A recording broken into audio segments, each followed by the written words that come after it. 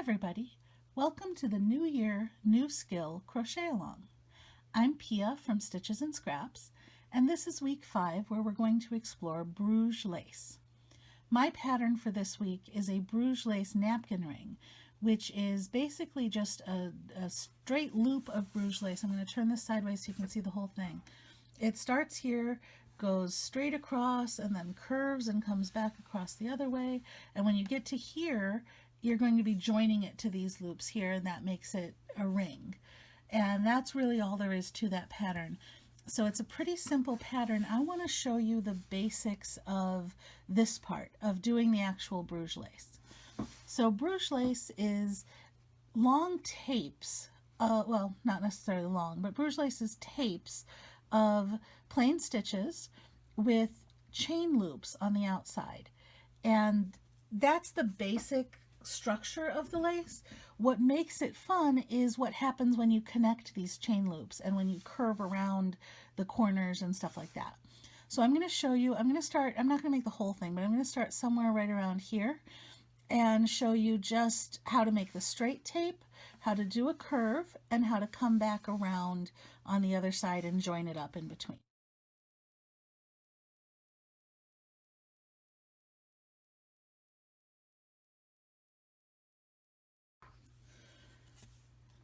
So we want 3 double crochet, that's the key. So let's start with 3 chains that we're going to work our double crochets into. That's 1, 2, 3. Those are where our double crochets are going to go. Now to get the loop on the outside, instead of chaining up like we normally would, you know, chain 3 and that counts as a double crochet, instead we're going to do a loop of 5 chains and then not bother to chain up because that loop will take us from the bottom up to the top. So let's do 5 chains, 2, 3, 4, 5, okay? And then these were our 3 stitches, 1, 2, 3 that we're going to work into. So let's work into those. I like to work into the back bump of stitches because I like the way it finishes on the back. But however you normally work into them, 1,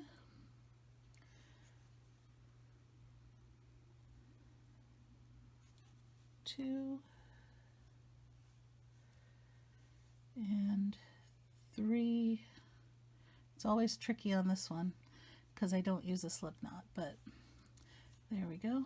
3 double crochets.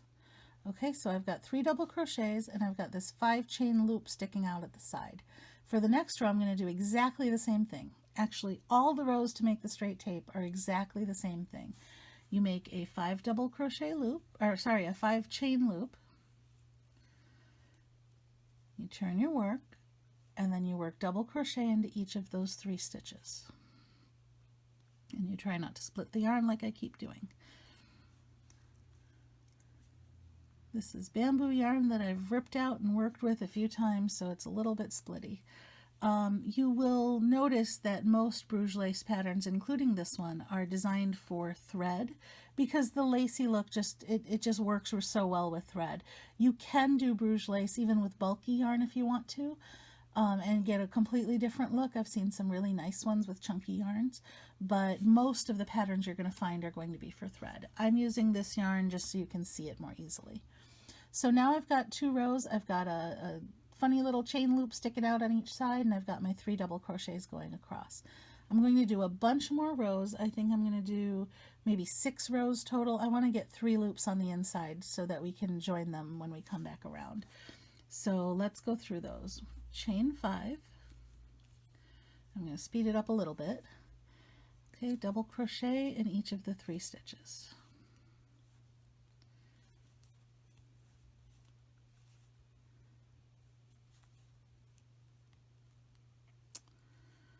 Splitty, splitty. Okay. And then chain 5. And double crochet in each of the 3 stitches. So you can see this is a really easy technique. It's just chains and double crochets, at least for this part. The fun part comes once we've got a bit of a tape established. 2, 3, 4, 5.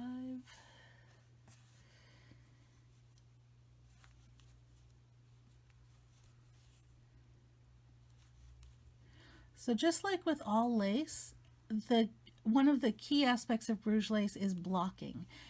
Lace opens up most when you pull on it a little bit, when you let the fibers relax and you let the gaps open up where you want them. So it's very important to block your work after you're finished.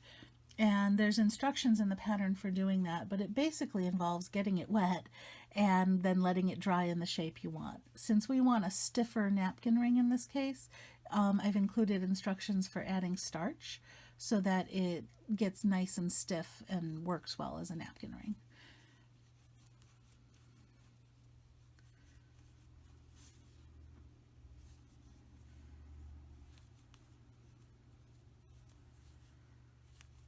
Okay, I think this will be the last row that I need here.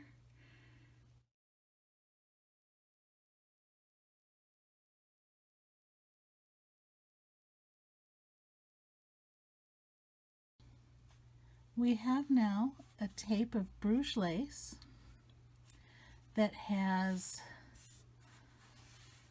3 loops on this side. There we go, in the frame there for you. 3 loops on this side and 4 loops on this side. Now I want to make this tape curve around.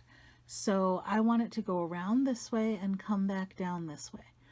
In order to do that, what we're going to do, if it's going to curve like this, the next row has to be at an angle.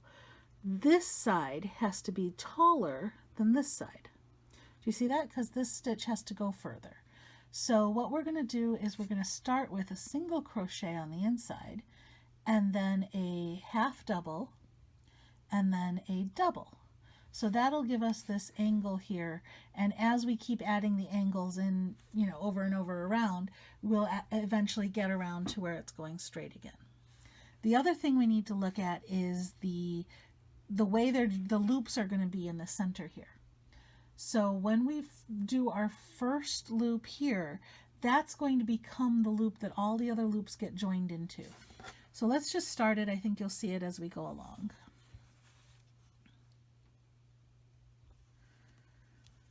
So we're going to start with our chain 5 like normal, and this is going to become our loop that is the central loop for the curve. So we're going to start with the smallest stitch on the inside, which is a single crochet, then a half double crochet in the center, and then a double crochet on the outside. And all of our next few rows, I believe we're going to do 7 rows like this, all of our next few rows are going to be the same. A double crochet on the outside, a half double crochet on the middle, and a single crochet on the inside. And it's very easy to remember because you're always doing the double crochet into a double crochet and half double into a half double and so on and so forth. So I do my 5 chains for the loop on the outside, double into the double, half double into the half double, and single into the single. Okay, now I've gotten to the center. I can't just put another loop here. I want to connect them all to make kind of a nice little knot in the center. So what I'm going to do is I'm going to, instead of chaining 5, I'm going to split that in half, and I'm going to count the join as one of the chains. So I chain 2, there's 2. Now that third one in the middle, instead of just chaining, I'm going to slip stitch into here. So there's 3. Okay, and then 2 more makes 4, 5. So now I've got this loop, this 5 chain loop here, that's connected with that third chain into the previous loop. So now I have my 5, and I'm going to come back again. Remember, I start with the single crochet in the center, on the inside, a half double crochet in the middle, and a double crochet on the outside. And you can see this is starting to curve, and you've got all the loops joining up in the middle here. So let's do that again. Now we've done, how many rows have we done? We've done 1, 2, 3 rows of this so far. So we're going to do 4 more rows of this. So there is my chain 5, turn it around, double in the double, half double in the half double, and single in the single. Okay. Now chain 2, and then instead of that third chain, we're going to slip stitch in that same loop we started with. So slip stitch in there, and chain 2 again, and come back over again. So that was row 1, 2, 3, 4. We've got 3 more to go. I keep wanting to go into that chain. That's a really easy thing to do. If you can't find your stitch where you want to go in, it's easy to want to go into this chain space, but that's not where you want to be. This is your double, this is your half double, this is your single. So find your single and go into the single. So single in the single, half double in the half double, and double in the double. Chain 5, come back the other way, double, half double, single. Oops, see, I'm in the wrong spot again. It's very easy to do when you can't see the stitches very well. So always pull it apart, take a look at your stitches and see my mistake. I missed my double. So let me back that up. I've got my chain 5. There's my double, so I go into my double and then half double and then single. The key to being able to see where you are is just pulling those stitches apart, finding the posts of your stitches, and seeing where they separate from the chains. You don't want to be working into your chains. So I'm doing one more in the middle here of chain 2, slip stitch, chain 2, okay? And let's see where we are. I've lost count now. This is 1, 2, 3, 4, 5, 6 rows. I'm going to do one more row to get myself back out to the outside again. So it is, there's my chain 2, slip stitch, chain 2, and single crochet, half double crochet, and double crochet.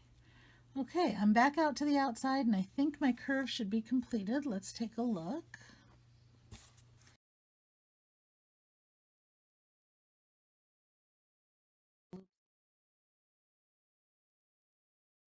Here's my straight tape going up here, and then here's the curve that comes around, and you can see all my 3 little loops at the top, this one, and that one, and all the loops in the middle are connected in this nice little flat join in the middle. And now I'm vertical again, so I'm going to be coming straight down this way. As we go down this way, we're going to connect, just like we connected our loops here, we're going to connect our inside loops to here to give us a nice lattice look in the center. So let's try that, and I think you can already figure out how that's going to go. It's exactly the same thing as what we were doing around the curve, it's just as we go down straight now. So we're going straight again. We're going to do double crochets in all the stitches again to keep it all straight. So there's my 5 chains for the outside. Double crochet in each of the stitches. Don't skip that first one.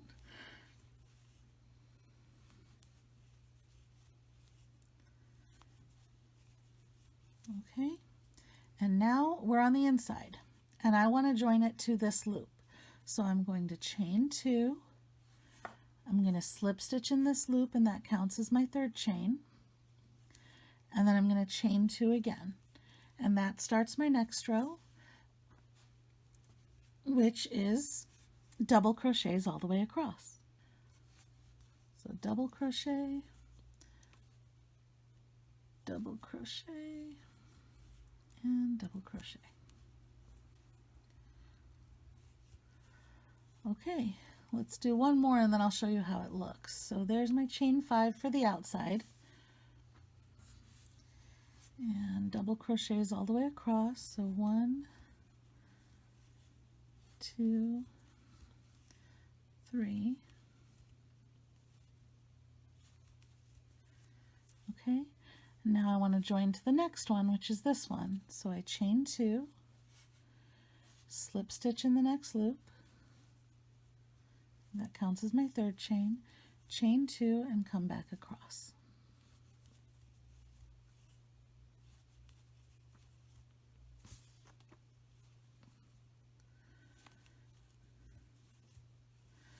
Okay, so we have our tape with the curve in it, and you can see this kind of lattice shape that's forming in the middle as we join those chain loops.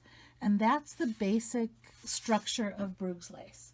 The things to focus on with Bruges lace is when you want to go straight, you do the same stitch in all the stitches across, because that'll keep it nice and even and make you straight rows.